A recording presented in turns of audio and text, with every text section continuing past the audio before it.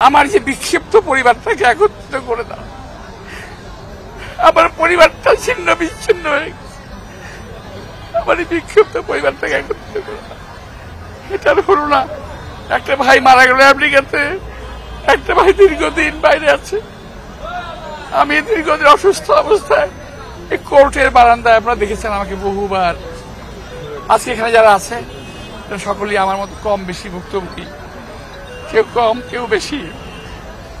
আমি বিশ্বাস করি আল্লাহর যে রহমত, আল্লাহর যে বিচার, এই বিচার থেকে কোনো মানুষ রেহাই পাবে না।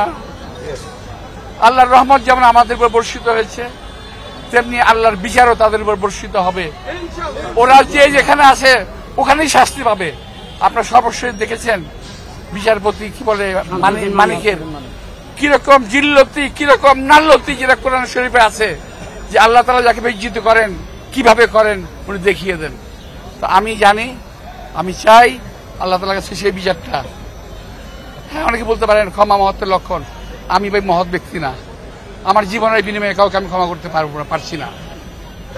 এই বিচার আল্লাহ তাআলার কাছে আমি চাই, এবং আমার সঙ্গে যে সহকর্মীরা আছে, রাজনৈতিক যারা চলে গেছেন তাদের পরিবারের মাগফিরাত কামনা প্রতি সমবেদনা জানাচ্ছি, তাদের আত্মার মাগফিরাত কামনা করছি। আর যারা আজকেও জুলুমের শিকার করে এই জেল জুলুম খেটে কোর্ট কাছারি হাসা করছেন, তাদের আমি আশু মুক্তি কামনা করছি।